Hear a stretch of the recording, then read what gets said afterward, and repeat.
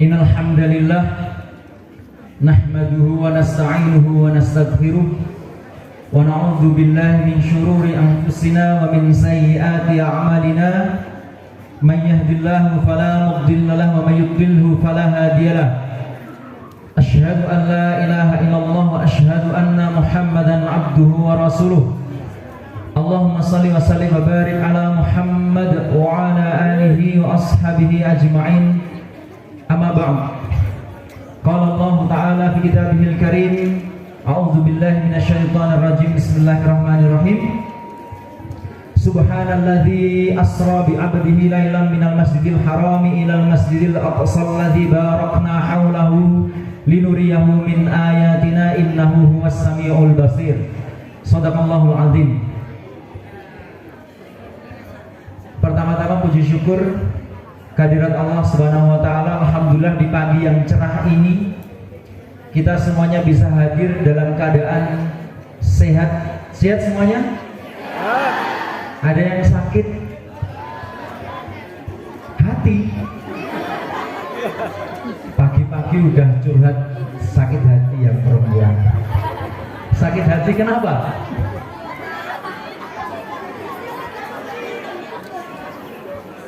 Ditikung teman sendiri. Betul kan?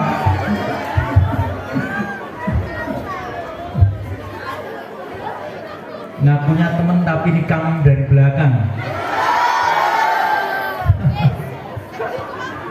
Alhamdulillah pagi ini semuanya dalam keadaan sehat. Kemudian bisa hadir di SMP 1 Pule ini untuk mengikuti perayaan atau peringatan Isra Mi'raj, yang semoga apa yang kita ikhtiarkan ini dicatat sebagai amal yang soleh di sisi Allah Subhanahu wa taala. Tapi beneran ya, sehat semuanya ini? Karena nikmat sehat ini sebenarnya nikmat yang paling besar, gitu. Nikmat yang paling besar. Orang kaya kalau tidak sehat tidak bisa menikmati kayanya.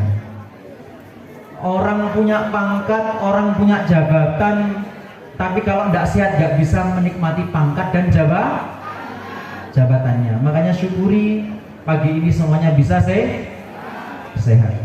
Kemudian salawat salam kita haturkan, kita sampaikan kepada Nabi kita Muhammad sallallahu alaihi wasallam. Semoga atas izin Allah Subhanahu wa taala kelak kita mendapatkan syafaat dari beliau, amin ya rabbal alamin.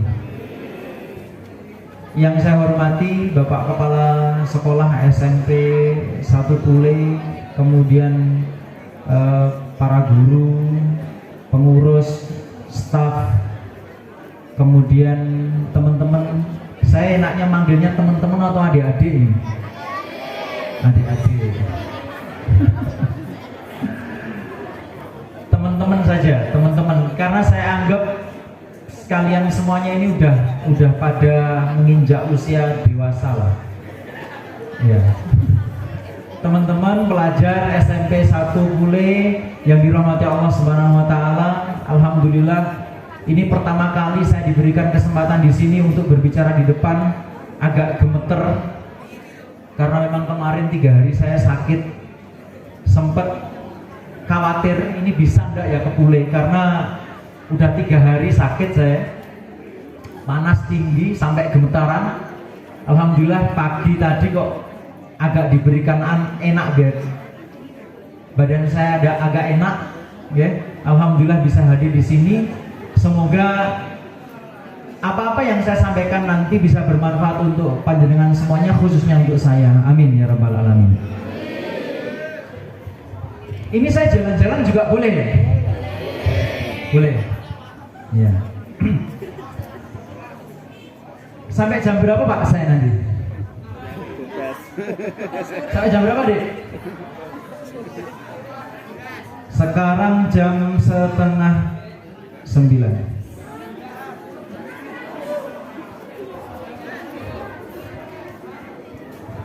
Ya.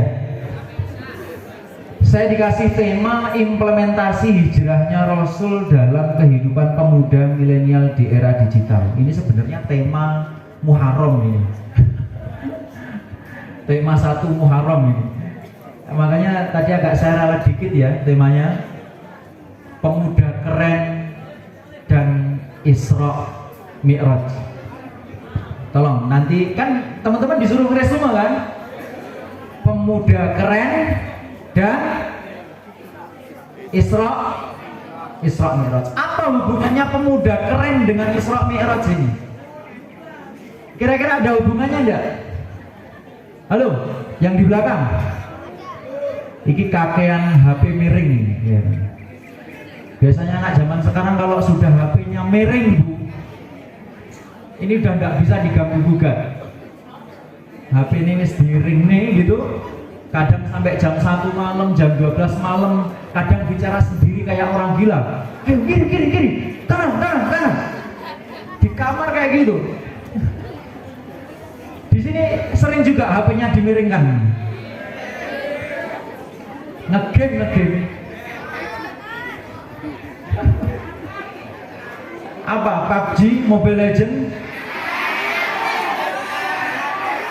Free Fire, atau e-football?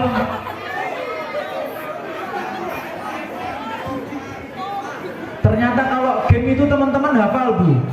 Sekarang saya tanya, siapa sahabat yang mempercayai Rasul pertama kali ketika Isra Mi'raj?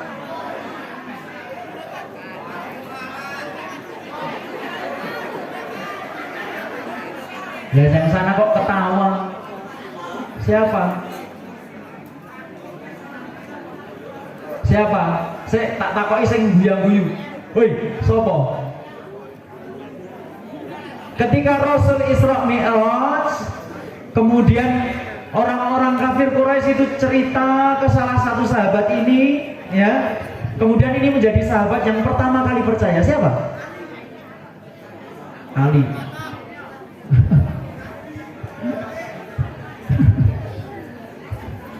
Siapa? Poiran. Gak enak sahabat jenenge Poiran.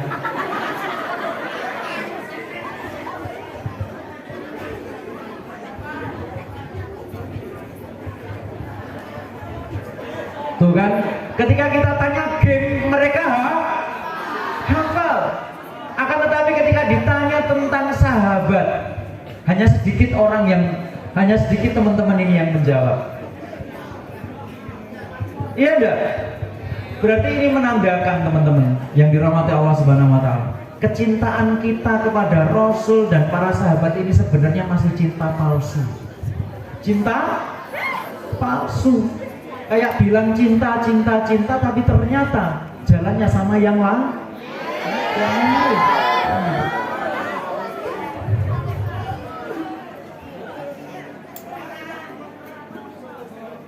Terima kasih. Ini situasi yang paling merepotkan saya.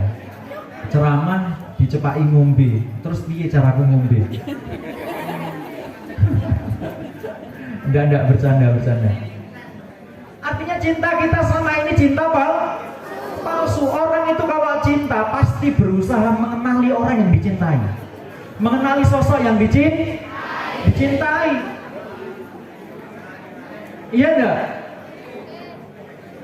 Kita kalau cinta sama orang tua kan pasti berusaha untuk mengenali orang tua kita dengan sepenuhnya, dari mulai bagaimana tingkah lakunya, perilakunya, kesukaannya apa, suka sate atau suka soto, tanggal lahirnya kapan.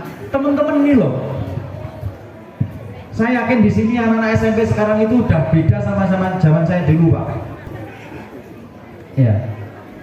Maka dari itu sekarang kita berupaya untuk kembali memupuk cinta kita kepada Rasulullah, kemudian memaknai pemuda itu harusnya gimana sih, dan kenapa kok pemuda gitu, kenapa kok pemuda. Kita bahas dulu yang pertama, kenapa kita bahas pemuda, kenapa bahas Pemuda. Kalian pemuda atau bukan? Ya pemudi, podo ae lah. Pemuda, pemudi. Pemuda. Dalam surah Ar-Rum ayat 54, Allah Subhanahu wa taala berfirman, Allahul ladzi khalaqakum min dha'fin summa ja'ala min ba'di dha'fin quwwatan summa ja'ala min ba'di quwwatan dha'fan wa syaibah yakhluqu may yasha wa huwal alimul qadir. Dalam surah Ar-Rum ayat 54. Ini definisi pemuda. Apa artinya? Allahul ladzi, Allah lah yang khalaqakum, menciptakan kalian, min dha'fin summa ja'ala min ba'di dha'fin quwwah, yang menciptakan kalian dari awalnya itu lemah, kemudian dijadikan dari sesudah lemah itu menjadi kuat, kemudian dijadikan setelah kuat itu lemah kembali dan beruban. Berarti definisi pemuda itu apa? Lemah. Kok gak nyambung? Coba, berarti definisi pemuda itu apa, Dek? Saya ulangi ya. Allah lah yang menciptakan kalian, ya, yang awalnya lemah, kemudian dari lemah itu jadi kuat, setelah kuat jadi lemah dan beruban. Jadi definisi pemuda itu apa? Apa Dik? Yang bisa dapat door prize, angkat tangan, angkat kaki juga boleh. Ayo, halo. Berarti pemuda itu apa kalau dalam surah Ar-Rum ayat 54 tadi didefinisikan?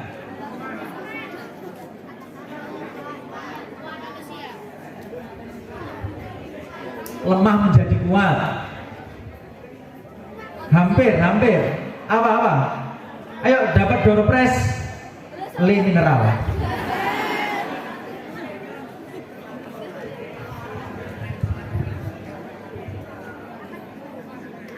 Ada yang bisa jawab?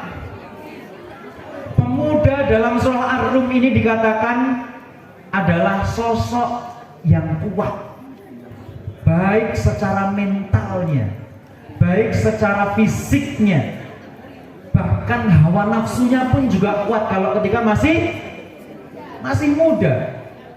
Makanya sasaran empuk bagi musuh-musuh kita itu adalah anak-anak muda. Dicekoi mulai game, pornografi.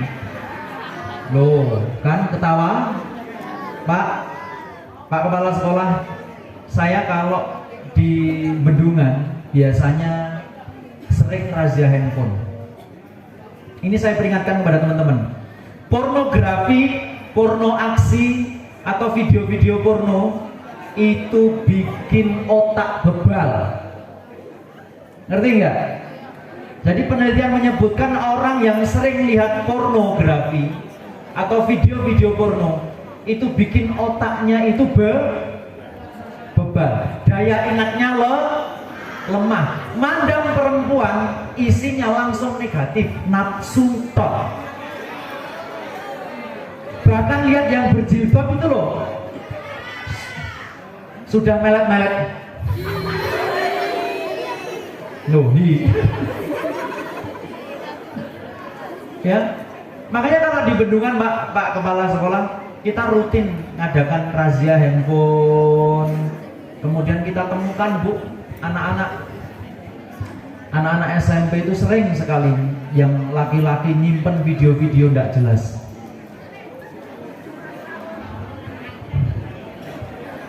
Ujung-ujungnya mereka apa? Pacaran pun karena terbiasa nonton video porno, akhirnya mengarah kepada seks bebas. Ini saya cerita betul kasus di Bendungan, anak SMP. Waktu kita razia handphonenya ketemu salah satu seorang siswi. Siswi kita cek handphonenya itu, dibacakan sama guru putri. Seorang guru perempuan bilang ke saya, Pak Dedi, ini ada salah satu handphone milik siswi, tak bacakan ya chatnya bersama pacarnya. Si cowok ngechatting gini, Assalamualaikum ayang. Oh. Assalamualaikumnya syar'i ya. Assalamualaikum sayang. Ayang. Kalian biasanya manggilnya apa?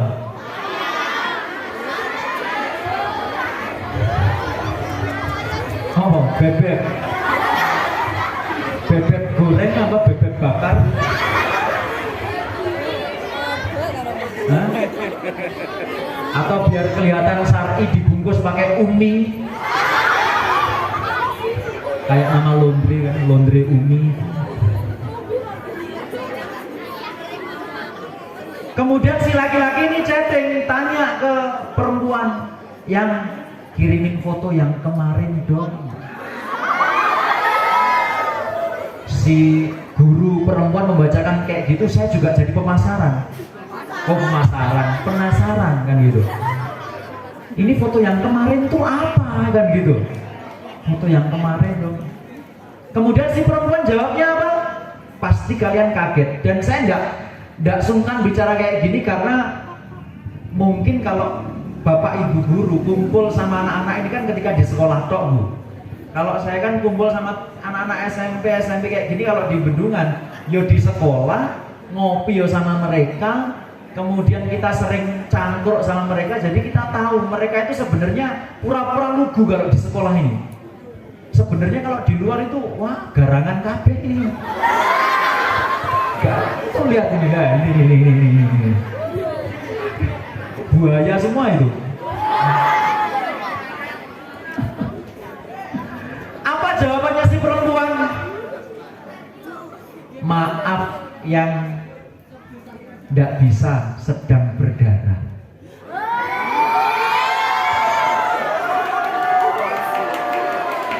Ini mohon maaf ya, ini fakta betul yang saya sampaikan, fakta betul. Makanya sakjane tadi saya pengennya enggak direkam.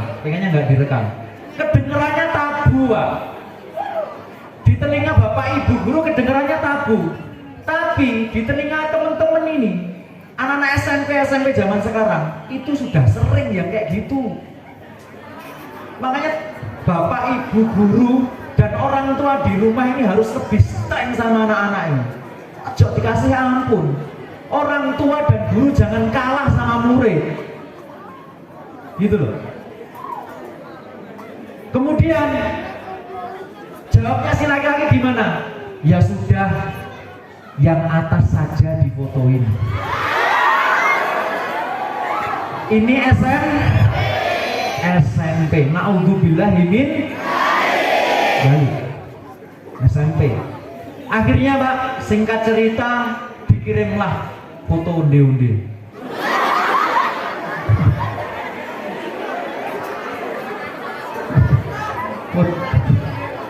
Akhirnya dikirimlah foto bagian aurat si perempuan tadi. Dikirim sama pacarnya. Ternyata itu di-share dan ketahuan yang lain juga, nyebar kemana-mana. Bayangin, ini baru satu kejadian. Kejadian yang kedua, kita pernah mergokin, guru-guru di sana pernah mergokin cowok dan cewek gitu ya. Waktu di kamar mandi video call, ceweknya di tempat terpisah, laki-lakinya tempat terpisah, keduanya video callan. Itu sambil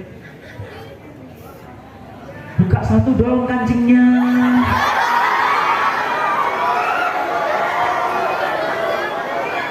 Itu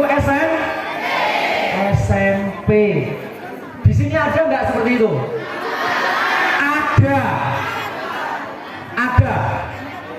Ada deh.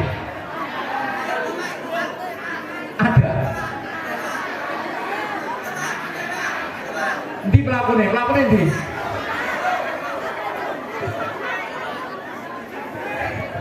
Iki pelakune. Sopo jeneng? Ahmad.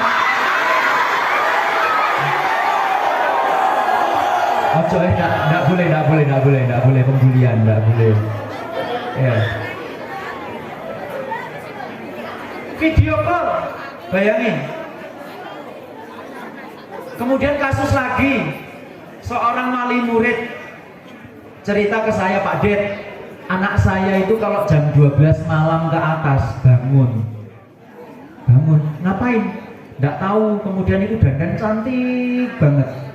Terus dari kamar itu HP dinyalain, streaming, dia joget-joget gak jelas, sambil suara-suara manja dikeluarkan. Iya.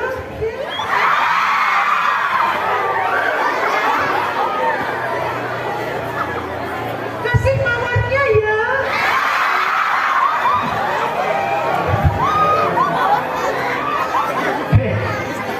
Pak Kepala Sekolah nggak ngerti kasih mawar yopo. Kasih mawarnya ya. Kuenya ditambahin kuenya.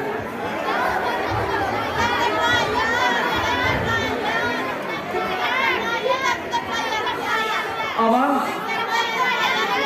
Tetep layarnya. Tetep layarnya. Cari duit kok gitu banget gitu loh. Ya. Sampai menjual kehormatan kayak gitu. Dan itu sasarannya siapa? Pemuda. Pemuda definisinya itu adalah sosok yang diberikan kekuatan sebenarnya sama Allah. Sebelumnya lemah, mereka bayi kan gitu. Kan tahapannya kan gitu. Setelah janin, kemudian mereka jadi apa namanya? Asobi. Setelah sobi mumayyiz. Setelah mumayyiz itu ada akil balik. Setelah akil balik, baru kemudian apa namanya? Pemuda. Atau dalam bahasa Arab dikatakan syabab. Syabab itu pemuda. Sebenarnya Allah berikan kekuatan, akan tetapi ketika kekuatan ini tidak dituntun dengan baik, akhirnya akan menjadi kekuatan-kekuatan yang meruntuhkan, bahkan meruntuhkan agama, meruntuhkan negara. Tapi kalau pemuda-pemuda ini kuat agamanya, kekuatannya ini diarahkan dengan baik, maka pasti bukan hanya sekedar keluarga yang berjaya, tapi agama dan negara juga berjaya. Ingat kata-katanya Bung Karno gimana? Beri aku 10 pemuda, akan aku taklukkan dunia. Cukup 10 pemuda tapi yang berkualitas. Apa? Hadirin yang dirahmati Allah Subhanahu wa taala. Allah mengatakan pemuda itu kuat. Makanya jadi sasaran.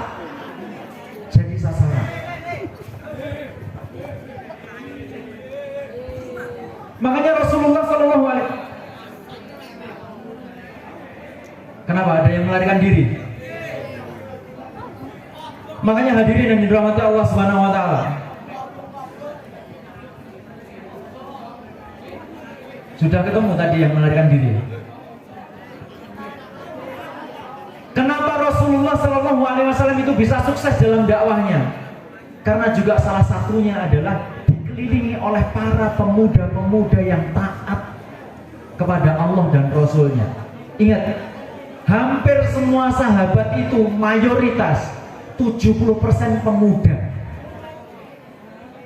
Ingat, Abu Bakar itu masuk Islam usia berapa? Ada yang tahu? Abu Bakar 18 kecilian. Abu Bakar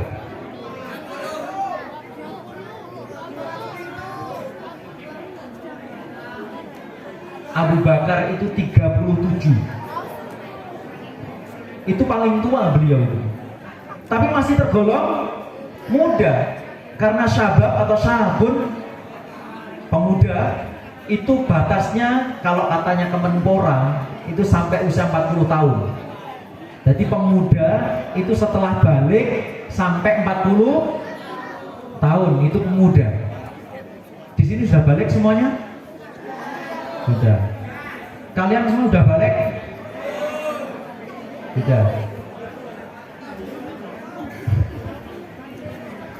Umar itu 27 tahun. Bahkan yang paling muda Ali radhiyallahu anhu itu masuk Islam dan jadi pejuang mujahid di usia 8, 9, 10 tahun. Karena ada perdebatan. Bayangin, usia 8 tahun udah ikut berjuang bersama Rasulullah. Anak-anak sekarang usia 8 tahun ngapain? Kalian usianya berapa? 14. Apa yang sudah kalian lakukan untuk agama kalian? Sholat. Itu untuk pribadi kalian, sholat itu yang butuh kalian. Tapi perjuangan untuk agama kalian, perjuangan untuk negara kalian, perjuangan untuk orang tua kalian apa? Di usia kalian yang sudah 14 tahun ini. Katanya pejuang yang diincar jalan sama yang lain, besoknya udah galau, ke kafe sendirian, udah kopi, nggak selesai-selesai. Ya, Ali di usia 8 tahun sudah masuk Islam dan berjuang bersama Rasulullah Shallallahu Alaihi Wasallam.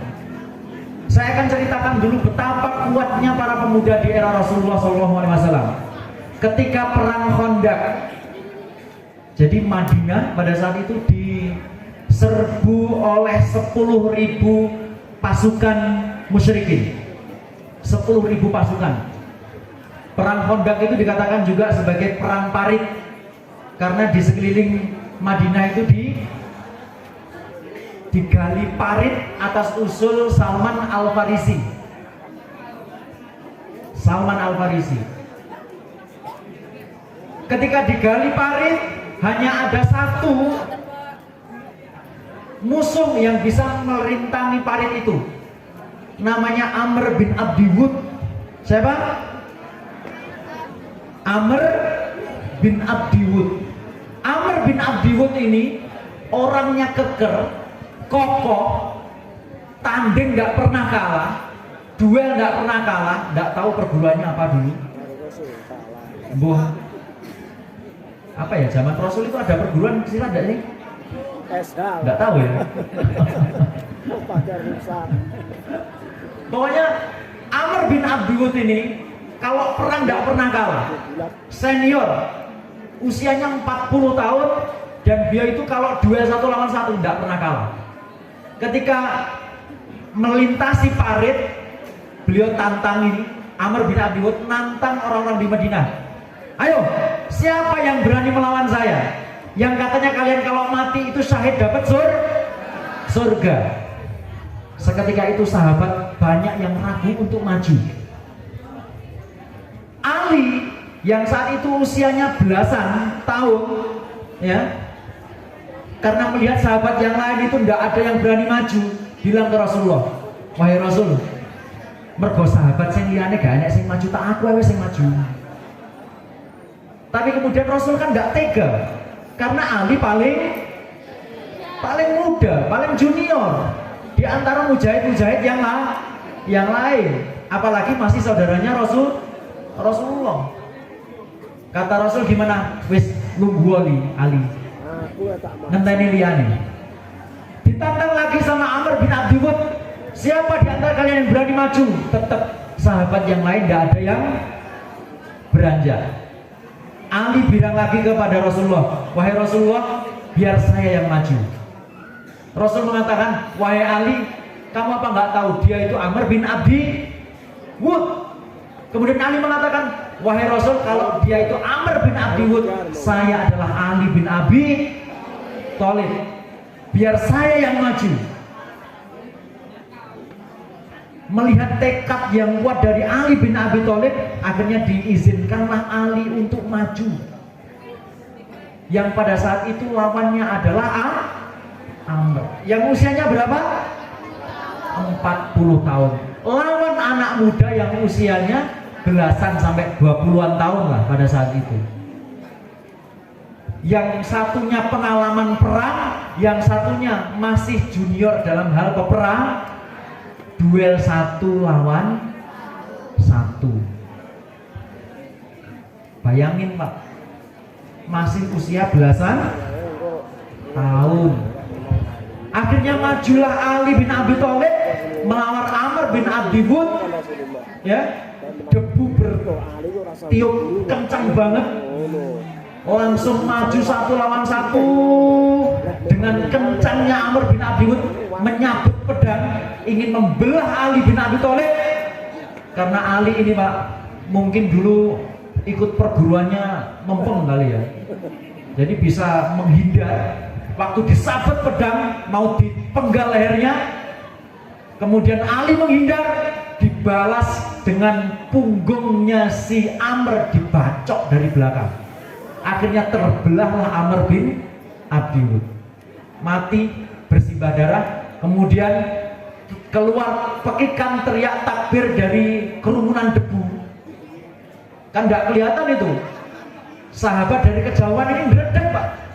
Iki Ali menang kok gak, soalnya ketutupan debu. Bleduk tok. Tak campur ya basa Jawa. Bleduk tok.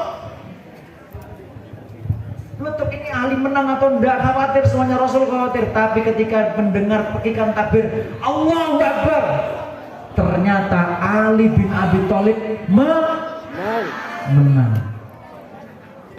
Ini pemuda tuh kayak gini, bukan kok main Mobile Legend, senggang titik PUBG, senggang titik Free Fire, senggang titik Mobile Legend. Yo wis tak sebutnya mau liane. Senggang titik joget-joget tiktokan, senggang dikit lagi nonton porno. Mana tadi yang hobi porno? Biasanya sing nyuding aslinya ya hobi. Psikologinya gini deh, orang itu kalau suka nyalahkan orang lain, nunjuk orang lain, itu sebenarnya untuk menghindari kesalahannya diri sendiri. Nah, ya kan? Ini pemuda hadirin yang dirahmati Allah Subhanahu wa taala nih. Makanya hadirin yang dirahmati Allah Subhanahu wa taala, teman-teman yang masih muda saat ini, manfaatkan waktu dengan sebaik-baiknya. Rasulullah SAW ketika Isra Mi'raj, kemudian beliau turun, orang-orang musyrikin pada saat itu memberi kabar kepada salah satu sahabat, Abu Bakar. Kok Abu Umar? Siapa mau muni Abu Umar? Karena Abu Janda bareng. Abu Bakar diejek sama orang-orang musyrikin pada saat itu. Abu Bakar, aku pengen cerita ke kamu, pengen ngejek, sebenarnya pengen ngejek. Dulu kami mengatakan kalau Muhammad itu gila, dan ini kita sudah mendapatkan bukti kalau Muhammad itu gila. Loh kok bisa?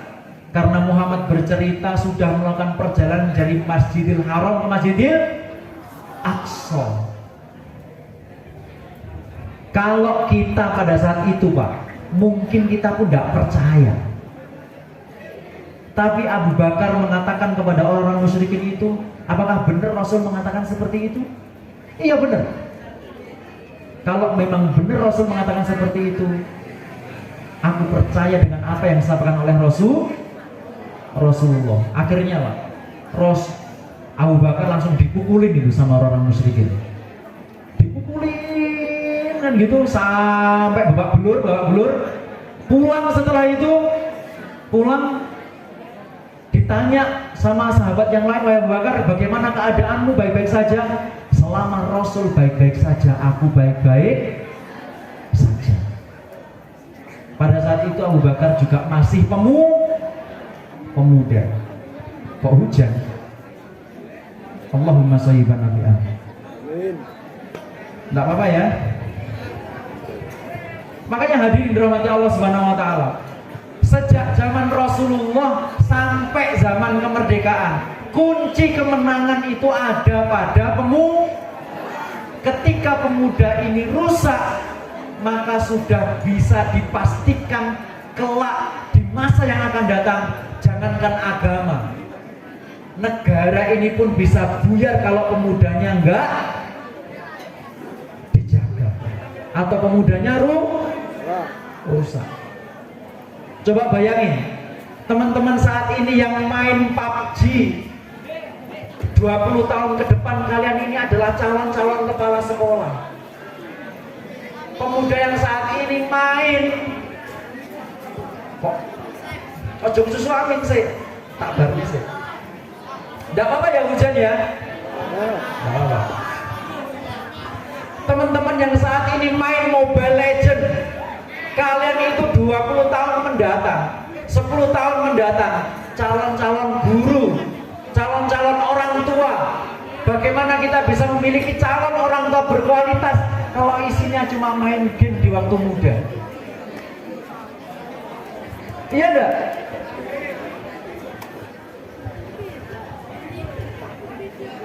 Indonesia tidak akan pernah merdeka kalau zaman dulu Pak Soekarno itu nge-game terus.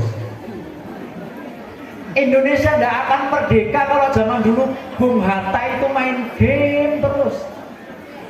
Indonesia tidak akan pernah merdeka kalau Jenderal Sudirman itu loh sibuk top up. Iya enggak?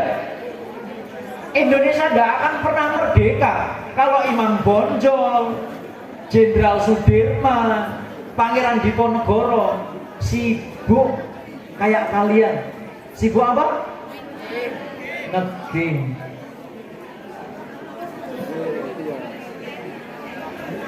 Maka dari itu hadirin dirahmati Allah Subhanahu wa taala, penting di sini yang pertama pemuda. Karena pemuda itu punya potensi kekuatan yang sangat besar. Lantas apa hubungannya dengan Isra Mi'raj? Kita sambungkan sekarang. Apa ibadah yang diperintahkan melalui Isra Mi'raj? Sebentar, biar anteng dulu.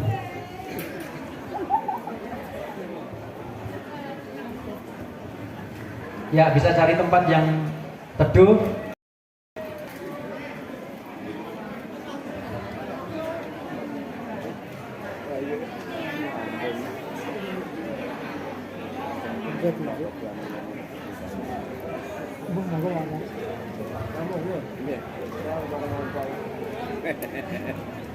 Coba saya tanya, melalui Isra Mi'raj, perintah ibadah apa yang diperintahkan oleh Allah melalui Isra Mi'raj? Sholat 5 waktu. Kalian tahu enggak? Sholat 5 waktu itu adalah ciri ketika dikerjakan menjadi sebuah ciri baik buruknya generasi. Sholat itu menjadi ciri baik buruknya generasi. Mau tahu SMP 1 Pule ini baik tidaknya murid, dilihat dari sholatnya dulu. Allah Subhanahu wa taala berfirman dalam surah Maryam ayat 59. A'udzu billahi minasyaitonir rajim. Bismillahirrahmanirrahim. Fa khalafa min ba'dihim khalfun adha'us shalah wattaba'us syahawat fasawfa yalqauna ghayya. Yang artinya gini, fa khalafa, maka mengganti, min ba'dihim sesudah mereka. Siapa mereka itu? Generasi yang sebelumnya yang lebih baik. Khalfun, dengan pengganti yang lebih buruk. Cirinya apa? Adha'us sholat. Jadi generasi yang buruk itu adha'us sholat. Apa adha'us sholat itu? Menyia-nyiakan sholat. Saya tanya kepada teman-teman semuanya, menyia-nyiakan dengan meninggalkan itu beda enggak? Beda ya?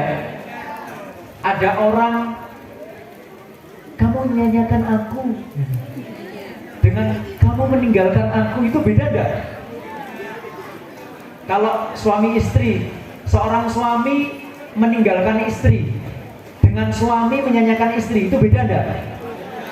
Beda.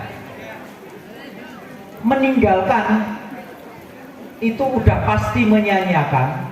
Menyanyiakan belum tentu meninggalkan. Maka para ulama mengatakan yang namanya adha'us sholah itu pertama bisa meninggalkan, yang kedua tidak ditinggalkan tapi sholatnya telat. Ini namanya adha'us sholah. Makanya para guru dan kepala sekolah ketika di Bendungan tanya, Pak Den, gimana ini cara memperbaiki generasi kita? Sholatnya dulu. Sholatnya dulu.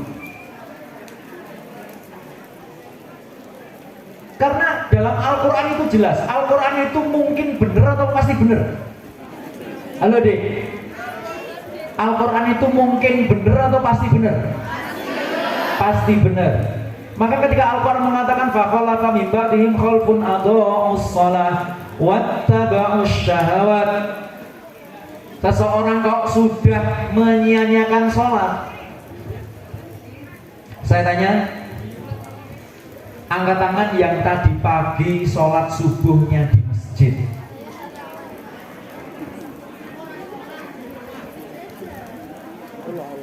Wes balik padahal. Sudah balik? Sudah. Berapa yang sholat subuh wes? Gak usah nih masjid, sholat subuh tok ya. Jujur. Gak ada separuh yang laki-laki. Ya. Angkat tangan adik-adik yang sholat tadi pagi sholat subuh. Yang sholat subuhnya jam, tadi kan subuhnya itu sekitar jam 4:15 ya, 4:15. Angkat tangan yang sholat subuhnya jam 5:30. Ayo, ada? Yang sholat subuhnya jam 5:30 ada di sini? Jujur sekali, alhamdulillah. Yang sana, coba. Kalau sholat subuhnya itu jam 5:30, padahal ke suruh bisa. Itu berarti termasuk menyia-nyiakan atau meninggalkan? Menyia-nyiakan. Tepat waktu itu pas waktu atau molor? Tepat waktu. Kalian ya, sholat itu kan janjian kita sama siapa? Allah. Oke. Janjian sama Allah kita tidak bisa tepat, tapi kalau janjian sama orang lain kita bisa tepat. Diajak janjian sama seseorang yang disenengin, ya, janjian di kafe A, kafe B, kafe C, janjiannya jam sekian, datangnya pas giliran Allah yang ngasih janjian, kita terlambat.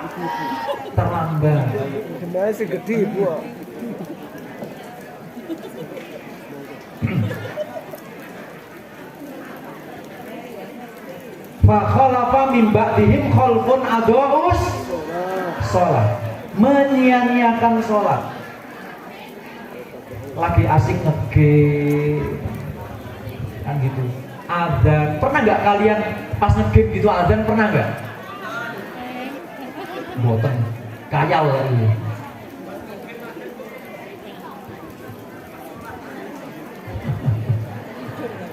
Pas nge-game terus ada kumandang adzan, pernah?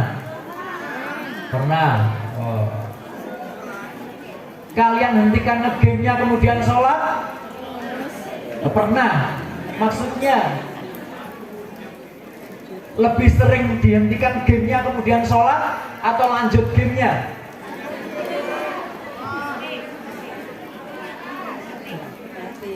Gimana? Waktu ngegame masih gitu ya. Allahu Akbar, Allahu Akbar. Padahal itu panggilan siapa? Panggilan Allah. Kalian dipanggil kepala sekolah itu kalau enggak datang kira-kira takut enggak? Tidak. Tidak mau. Kebacut. Semua muni tidak.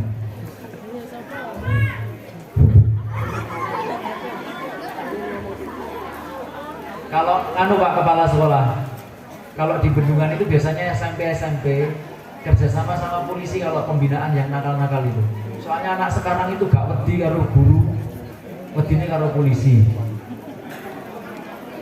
Podo gak wedine. Oh boleh dicoba tak bilang nih loh tadi. Tak omong ning polsek boleh ya. Boleh dicoba. Ya.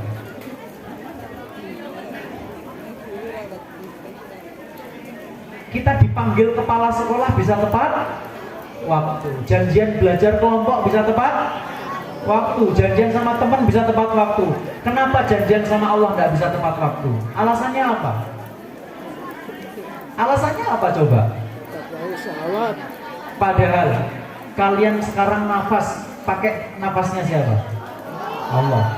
Jantung kalian berdetak, tidak ada baterai, bisa dagdikduk, itu atas izin siapa? Darah kalian ngalir, itu atas izin siapa? Nyawa kalian masih ada dalam tubuh, itu atas izin siapa? Allah. Semua milik Allah. Tapi kenapa Allah sering kita lupakan ketika Allah ngajak janjian gitu loh. Kembali lagi, apa konsekuensinya ketika seseorang itu adau sholat, menyanyikan sholat? Kalimat berikutnya, wattaba'us syahwat. Seseorang itu kok sudah menyanyikan sholat, dia akan mengikuti syahwatnya. Kok sahrukan? Gak nyambung. Belajar arek ini. Wattaba'us syahwat, mengikuti hawa nafsu. Ahli maksiat. Makanya kalau pengen ngurangi seks bebas, perzinahan, porno aksi, pornografi, mulai dari mana? Sholatnya teman-teman ini ditata dulu. Alhamdulillah kalau di sini musolanya cukup ya Pak kepala sekolahnya. Cukup. Kalau perlu dibangun lagi agak gede, sholatnya di absen. Jadi kalau di SMP 1 Bendungan kita anak-anak pelajar itu sholat zuhur kita absen Pak. Kita absen gantian, habis sholat zuhur biasanya seminggu sekali saya diminta di SMP 1 Bendungan untuk ngasih bimbingan ke anak-anak itu. Karena apa? Memang dari sholat dulu. Kalau nanti sholatnya udah ketata, nanti Allah yang bakal nata. Gitu. Karena prinsipnya sholat itu tanha anil fahsyai wal munkar. Itu kita yakini betul. Setelah wattaba'u syahwat fasaufa yalqauna ghayya. Maka kelak, saufa itu kelak, yalqauna, mereka akan menemui al-ghayya, itu kesesatan. Orang kalau tersesat berarti udah nggak di jalannya Rasulullah. Jalannya Rasulullah itu menuju surga. Selain jalannya Rasul itu menuju mana? Neraka. Dimulai dari mana tadi? Menyanyiakan sholat. Dari menyanyiakan sholat, habis itu jadi ahli maksiat. Habis ahli maksiat kemudian dia tersesat. Ngoten hadirin yang dirahmati Allah Subhanahu wa taala nggih. Ayo mulai dari sekarang kita tata dulu yang muda-muda ini, tanemin pemuda yang tangguh itu yang bisa bangun sholat subuh. Di sini ada yang ikut jadi pendekar, ada yang ikut perguruan. Apa gunanya ikut perguruan kalau sholat subuh itu loh, nggak bisa bangun. Wah, jurusnya nggak karu-karuan, sampai mulet. Giliran adzan, Allahu Akbar, raiso tangi. Teraweh gak kuat, poso mokel. Ini pendekar cakopo, pendekar bosokan. Iya deh, pendekar kan harusnya kuat ya. Sholat subuh harusnya paling depan softnya. Iya, itu pendekar yang top tuh kayak gitu. Sholat subuh berdiri paling depan, soft terdepan di musola, di masjid. Poso gak mokel, terawih 30 dino tutup. Itu pendekar. Yang dibela agama, yang dibela negara. Bukan kok tukaran podo karo konconi, itu bukan pendekar kalau tukaran karo konconi. Maksudnya konco ini konco dalam seiman, konco dalam sebuah negara. Paham di sini? Iya. Hadirin yang dirahmati Allah Subhanahu wa taala. Mumpung masih muda, mulai dari sholat dulu ditata. Mulai sekarang. Bisa kira-kira STW? Tahu STW? Sholat tepat waktu. Siapa masih jawab? Nah, keren. STW, sholat tepat. Mulai sekarang ditulis di bukunya. Saya harus bisa